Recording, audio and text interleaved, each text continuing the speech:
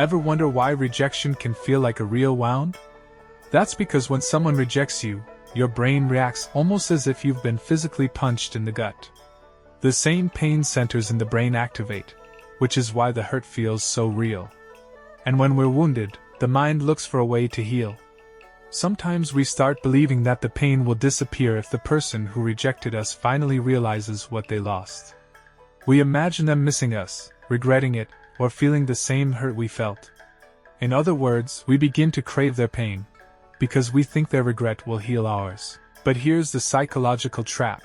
The person who caused the wound slowly becomes the person we believe must heal it. So instead of letting go, the mind keeps returning to them, hoping one day they'll feel the loss of not choosing us. Why does the brain turn rejection into this painful chase?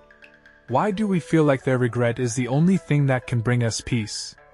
And more importantly, how do you break this cycle and finally detach?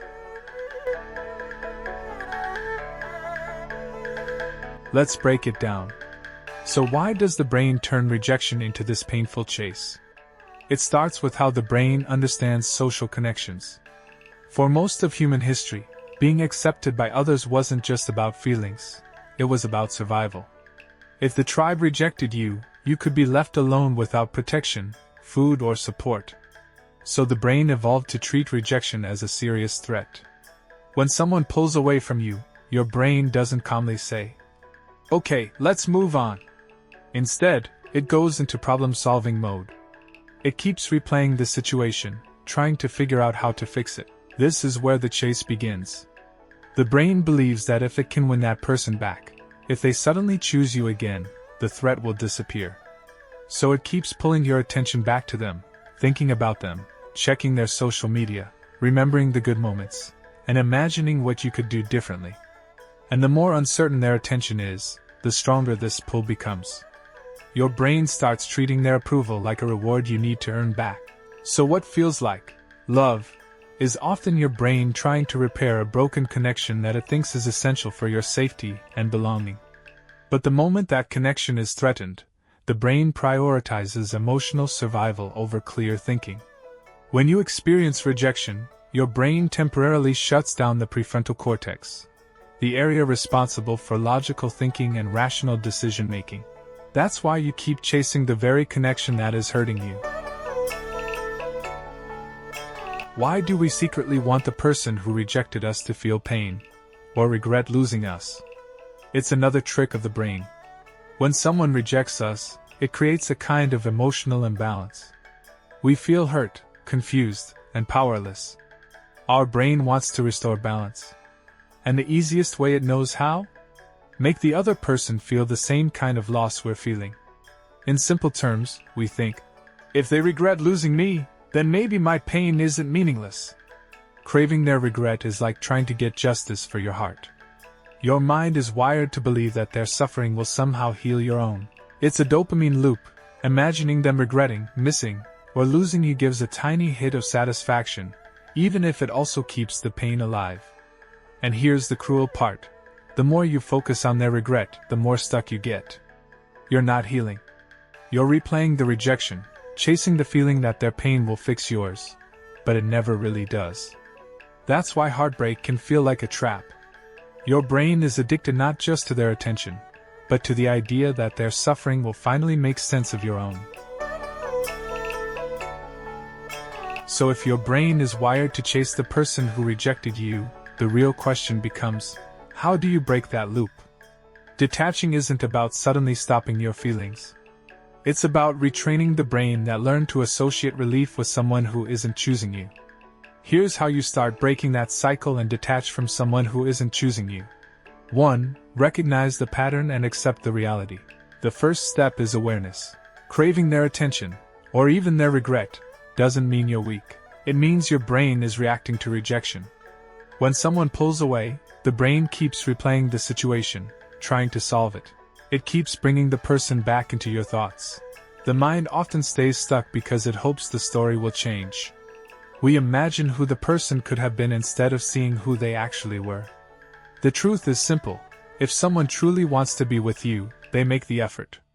To break the illusion, write down the moments when they made you feel ignored or like an option.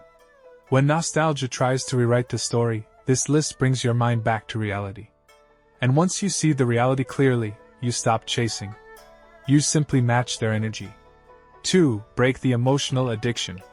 Rejection often creates an emotional addiction. Every time you check their profile, reread messages, or wonder what they're doing, you're feeding the same dopamine loop. So the fastest way to weaken that loop is distance. No texting or calling. No checking their social media. No putting yourself in situations where you'll see them. This is why many psychologists recommend no contact. Distance gives your brain time to calm down and stop associating relief with them. 3. Redirect your energy back to yourself. When someone rejects us, our attention becomes completely centered on them. Detachment starts when that focus returns to your own life. Reconnect with things that existed before them. Hobbies, friendships, personal goals. Investing in your growth, fitness, skills, career, creates new sources of reward for your brain. Over time, the brain stops linking happiness to their attention. 4. Stop waiting for their regret. Many people stay emotionally stuck because they're waiting for one moment, the moment the other person realizes what they lost. But waiting for their regret keeps you tied to them. Real closure rarely comes from the other person. It comes from accepting that their choice is already the answer. Their silence, their distance, their lack of effort. That was the closure. And the moment you stop needing their validation, something powerful happens. You stop craving their pain and start protecting your peace. Breaking the cycle doesn't happen in one decision. It happens through small actions that slowly retrain the brain. Think of it as resetting your emotional system. Here's a 7-day reset designed to help your mind detach and regain control. Day 1. Externalize the emotion. Write a goodbye letter to the relationship, but don't send it. Say everything you never said, the anger, the hurt, the disappointment, and the gratitude for what you learned. This step helps move emotions out of your mind and onto paper, which reduces the brain's need to keep replaying the story. Day 2. Remove the triggers. Mute, unfollow, or block them on social media. Every time you see their updates, your brain reactivates the attachment loop and starts searching for meaning again. Removing those triggers helps your nervous system stop expecting new emotional signals from them. Day 3. Rebalance the narrative. Write down 10 things your life gains by letting them go. When we're attached to someone, the brain exaggerates what we're losing and ignores what we're gaining. This exercise forces your mind to see freedom, clarity, and opportunity, not just loss. Day 4. Interrupt the thought loop. Whenever you catch yourself thinking about them, replace that moment with a small self-care action. Go for a short walk, drink water, stretch, or message a friend. This trains the brain to redirect attention instead of feeding the rumination cycle. Day 5. Process the pain out loud. Talk honestly with a trusted friend, family member, or therapist. When emotions stay inside your head, they tend to grow stronger and more confusing. Speaking them out loud helps the brain organize the experience and release emotional pressure. Day 6. Reconnect with your identity. Write down 10 things you enjoy doing that have nothing to do with them. Often, rejection makes people feel like they've lost part of themselves. This step reminds your brain that your identity and happiness existed long before this person entered your life. Day 7. Create psychological closure. Do something symbolic to mark the end of that chapter. Delete old messages, archive photos, clean your room, or remove objects that constantly remind you of them. The brain responds strongly to rituals and symbolic actions, and this helps it understand that the relationship is truly over. The goal of the 7 days isn't about forgetting someone instantly. They're about breaking the emotional loop that keeps your brain chasing someone who isn't choosing you. And when the loop weakens, something powerful happens. You stop needing their regret to feel okay. And for the first time in a long time, your mind begins to feel quiet again. If this message resonated with you, like the video, so that more people who need it can find it.